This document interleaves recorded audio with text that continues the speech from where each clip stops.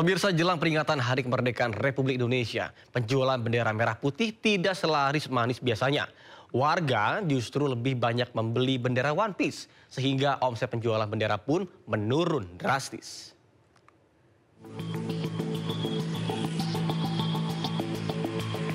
Jelang peringatan Hari Kemerdekaan Republik Indonesia, biasanya pedagang musiman menikmati lonjakan penjualan bendera merah putih. Namun tahun ini cukup berbeda. Alih-alih bendera merah putih yang dicari, masyarakat justru membeli bendera One Piece. Seperti yang dialami para pedagang bendera di Jalan Raya Cilengsi Jonggol, Kabupaten Bogor, Jawa Barat. Salah satunya Jajang Nurjaman. Menurut Jajang, tahun-tahun sebelumnya ia bisa menjual hingga 20 bendera merah putih. Namun sejak marak pemasangan bendera One Piece, kini ia hanya bisa menjual 5 hingga 10 bendera saja. Selain itu, pedagang asal Garut ini juga mengaku selain dicari masyarakat setempat, bendera hitam bergambar tengkorak itu juga dicari para sopir truk. Akibatnya, omset penjualan bendera merah putih turun hingga 30%. Lumayan berdampak juga kalau untuk bendera One Piece itu yang beredar, terutama buat truk-truk itu banyak yang pakai bendera One Piece. Biasanya untuk tahun-tahun kemarin truk-truk itu pada mampir beli bendera yang buat truk. Sekarang karena bendera One Piece itu truk berkurang ya pembelinya. Berawal dari ramai diposting warganet di media sosial, kini semakin banyak masyarakat yang juga memasang bendera One Piece di sekitar rumah mereka. Selain dinilai sebagai bentuk ekspresi sosial, fenomena yang juga dianggap sebagai cara masyarakat mengkritik kebijakan pemerintah. Di Kabupaten Bogor, Jawa Barat, Cahya Supriyatna, iNews melaporkan. Pemirsa, maraknya fenomena bendera One Piece diduga untuk menutupi kasus kematian diplomat Arya Daru Pangayunan dan isu-isu lainnya. Analis komunikasi politik Henry Satrio menduga ada yang sengaja mengorestrasi atau isu-isu tersebut, dan berikut cuplikan wawancara dari Henry Satrio bersama dengan jurnalis senior Sindo News Pung Purwanto dan Lukman Hanafi. Itu pasti ada orkestrasinya, Pak. Betul. Ada yang memulai. Biasanya memang ini kan media sosial ini kan menurut saya dunia yang lain ya. Betul. Makanya kita nggak tahu mana yang buzzer, mana yang asli, mana yang kemudian opini otentik, mana yang kemudian dibuat dan dimakan gitu ya. Kalau menurut saya sih ada yang orkestrasi. Tapi kalau yang siapa yang orkestrasi silakan penegak hukum cari itu. Kalau memang ada yang mengorkestrasikan itu. Tapi kalau saya lihatnya ini kebetulan semangatnya sama aja. Kalau tadi kita pakai marketing 3.0 itu, karena ada kesamaan, ada nilai, ada aspirasi dalam situ, akhirnya bergulir gitu. Karena masyarakat juga ngelihatnya ini, wah ini keren nih benderanya. Wah ini sesuai nih sama apa yang kita alami, aspirasi itu. Jadi itu kejadiannya ke situ, Mas Pung. Oke, soal orkestrasi ini jadi inget nih, yang tadi pagi dari si Bang Nikolai. Ini One Piece, ini ada semacam sebelah, dia bilang sih tidak ada kaitan secara langsung, tapi kalau mau ngomong teori konspirasi, semua serba mungkin. Ada desakan di samping ini, memang belum terbongkar adalah diplomat ADP. Ini yang tidak apa yang tadi katanya kita di Lakban yang kata jadi melakukan diri sendiri, banyak orang protes nih. Ya itu saya keceplosan loh, saya nggak tahu tuh. Gitu. Nah itu tapi di sini ini ramenya begitu ini rame, ini diramein. Dia sempat ngomong tidak ini tapi ada kemungkinan apakah iya gitu. Nah kira-kira sejauh itu agak ada ini enggak misalnya? Ini pakar komunikasi nih. Pakar komunikasi ini penting ini. Penting ini. Karena ada konsentrasi bisa saja kan. Ini makin ramai misalnya sebelah. Nah, tapi saya kenapa takut Pak ngomongin ini Pak ya?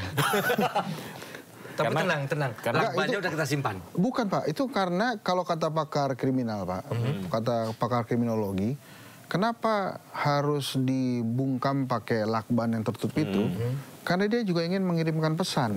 Anda kalau banyak bicara terhadap kasus ini, Anda bisa bernasib seperti ini. Makanya kita nggak usah bahas ya Pak.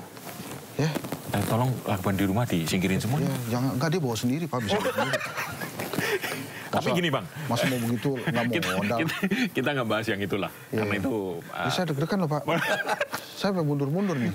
Karena gini, kebiasaan di kita itu, kalau ada kasus yang agaknya mendapat perhatian masyarakat, publik, nyenggol banyak orang, itu akan ditimpa kasus lain. Gitu loh maksudnya. Ini kita nggak ngomong siapa yang One lah, yang apa. Itu kan kebiasaan lama nih. Apa betul sih begitu? Itu kalau enggak ini saya nggak ikutin nih kuliah S2 di sana. Oh iya, ini terkait dengan ini. Ya, Bapak cari contohnya jangan yang lakban, Pak. Masih banyak kasus-kasus lain yang tertutupi, Pak. Gitu ya? Kalau dari sini bisa terbuka, minimal promosi untuk Wapres ke sana, saya agak yakin. Enggak, kalau ini enggak, aduh. Enggak, tapi kan begini, gue ngerti maksud lo. Tapi jangan ngambil isu-isu yang berbahaya, Pak. Oke. Ya, maksud saya banyak juga kita mau ambil contoh tuh, ya banyak, Pak. Ada isu-isu yang lain, misalnya. Sampelnya, yang nurut Bang Insat sesuai lah, nggak berbahaya lah. Misalnya Pak, misal. kesejahteraan ojol Pak. Nah itu nggak bahaya Pak. Itu kita enak tuh, oh ini ada kesejahteraan ojol lagi nuntut kesejahteraan, terus tiba-tiba ada One Piece. Nah, itu enak tuh Pak. Itu nyambung. Nyambung dan kita bisa menjelaskan pengalihan isunya. Atau misalnya, wah timnas gagal nih kalah lagi sama Vietnam. Ini dialihkan isunya pakai One Piece gitu. Itu kan enak Pak, agak aman gitu kita analisanya. Emang tadi sebegitu mengerikan ya pesan dari di Lakban itu ya? Ya saya sih nonton Sindo News Pak. Bapak nggak nonton ya? Itu Sindo News tuh Pak, yang ngomong tuh acara Sindo News Pak. Bahwa secara ilmu hukum itu ada pesan terselubung. Satu, dia di dalam ruangan. Yang kedua, Lakban Rapi itu. Kalau Anda sampai, tadi saya udah jelasin tadi. Saya nggak tahu. Ampun, saya nggak ngerti. Belum. Ini Pak ya, ini kalau ketahuan Pak Prabowo marah Pak. Karena ini teh. Pak Prabowo itu kopi, Pak. Kopi itu bikin dia pinter, Pak. Iya, bener. Ya, jadi ini jangan begini lagi, nanti saya laporan ke Pak Prabowo nih. Lu kalau Pak Prabowo bilang brengsek gitu, ngasih kopi. Aduh, diedit nggak ini nanti? Ya, harus kopi, Bos. Harus kopi ya? Harus kopi. Di bawah kan ada kafe, bagus tuh, Pak. Iya. Kalau saya sebutin ada untungnya nggak buat podcast ini, Pak? Nanti saya sebutin. Iya, bagus. Ada untungnya. Emang itu enak banget tuh. Di bawah tuh ada kafe namanya Molo-Molo, enak. Itu udah poin kan, Pak? Udah poin. Jadi jangan bahas Lakban, Pak ya? Oke, sekarang bahas politik aja deh. Itu Lakban bukan tuh kuning-kuning tuh. Kayaknya serem banget. Kita jadi fobia Lakban kuning. Saya ada TV Pak ya, ada media. Nanya secara komunikasi politik, kasus Lakban ini gimana? Karena kan ada diplomat. Saya nggak mau jawab Pak. Udahlah, itu serahkan saja kepada penasihat pada aparat hukum Pak. Yang protes-protes kan banyak, silakan Pak, kita dukung lah. Ya kita bagi peran lah ya, kita komunikasi politik aja. Ada yang ngomong itu, Bang Riza Indragiri silakan. Gitu deh. Saya enggak deh. Saya itu gara-gara nonton Sindo News Pak, dan saya ingat betul pesannya. Oh gitu ya. Jadi ini emang sengaja pembungkaman Pak, gitu loh. Ngeri juga Bos. Tapi emang sebegitu menakutkan makna dari ini ya? Iya Pak, itu rapi loh Pak. Ngeri. Polisi aja bilang nggak ada pelaku lain Pak. Polisi Pak, apalagi kita Pak.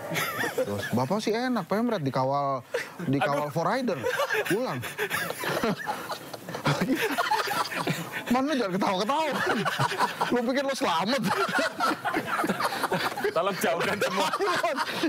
Tolong jauhkan semua Lakban dari rumah. Aduh, itu serius Bos. Itu gua nonton Sindo News, lu nonton deh.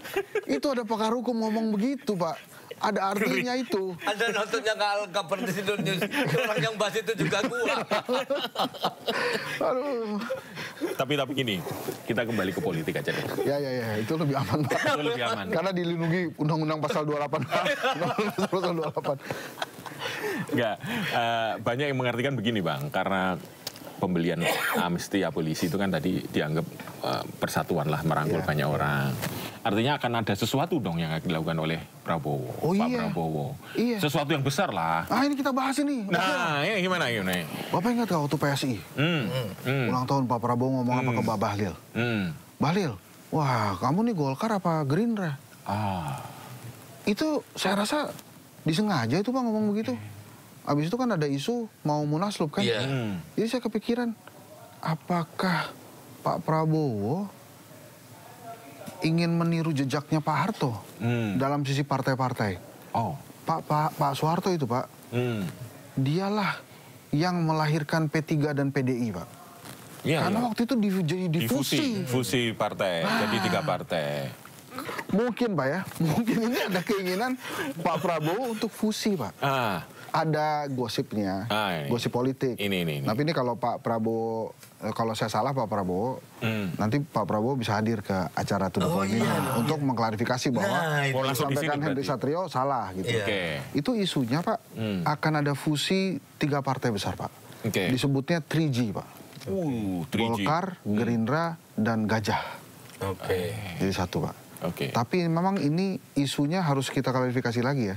Karena kelihatannya memang Pak Prabowo itu dengan persatuan para elit ini memang menginginkan ada kontrol yang lebih mudah bagi seorang presiden untuk melaksanakan pembangunan. Makanya kemudian dia usulnya, udah deh kepala daerah dipilih aja oleh DPRD. Bukan tentang mahal juga, tapi dia mungkin lebih mudah ngaturnya gitu. Nah, pandangan-pandangan politik seperti ini kan boleh aja Pak, apalagi kan Pak Prabowo presiden, kita percaya dia nggak punya mensrea, intinya untuk memajukan bangsa Indonesia, untuk memajukan negara. Aman kan? Aman ya. Saya teruskan lagi. Jadi dengan pandangan-pandangan politik seperti ini sih ya kita lihat aja nanti tujuannya kira-kira akan kemana.